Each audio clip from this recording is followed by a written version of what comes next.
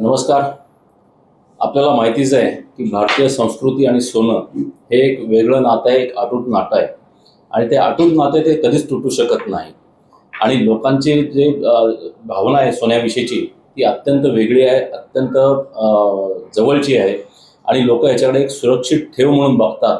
आणि आपल्याला माहितीच आहे की गेल्या काही महिन्यांमध्ये, काही वर्षांमध्ये या सोन्याने आपल्याला परतावा पण खूप चांगला दिलेला आहे आणि त्यामुळं लोकांचं याच्या पाठीमागं बघणं हे खूप अत्यंत जवळचं आहे आणि याचा परिणाम आमच्या कुठल्याही व्यवसायावरती पुढे होईल असं वाटत नाही. कारण लग्नसराई असो किंवा इतर काही उत्सव असो यासाठी सोन्याची मागणी ही असतेच. आपण आत्ताच बघितलं असेल की पाडवा असेल किंवा आत्ता अक्षयतृतीया झाली, त्याला असणारी मागणी बघता याचा कुठलाही परिणाम आपल्या या व्यवसायावर होईल असं वाटत नाही. लोक खरेदी करत राहतीलच, कारण याच्याकडे एक सुरक्षित ठेव म्हणून बघितलं जातं आणि ती तशीच राहणार आहे.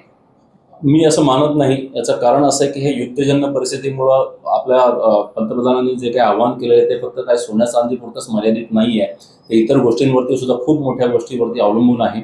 आणि त्यामुळं मला असं वाटतं की याचा कुठलाही परिणाम, कारण आज तुम्ही विचार केला तर शेअर मार्केट असेल किंवा याचा परिणाम जो काही होतो, शेअर मार्केट जे खालीवर होतंय किंवा त्याचा जो नुकसान होतंय त्याच्याकडे बघता लोक हे सुरक्षित ठेव म्हणून बघतात सोन्याकडे.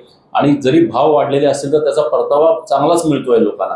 त्यामुळं लोक ह्याच्याकडे अतिशय पॉझिटिव्हरित्या बघतात आणि गेल्या काही महिन्यामध्ये, 2-3 महिन्यामध्ये जर बघितलं तर रेट हे स्थिर झालेले आहेत. त्यामुळे लोक पुन्हा एकदा सोना खरेदीकडे वळलेले आहेत आणि हे कायमस्वरूपी तसेच चालू राहील. सोन्याचा जो रेट असतात, सोन्याचे जे असतात भाव असतात ते इंटरनॅशनल मार्केटवर ठरत असतात, ना की आपल्या लोकल मार्केटवर ठरत असतात. त्यामुळे याचा कुठलाही परिणाम हा आपल्या सोन्या चांदीवर होणार नाही.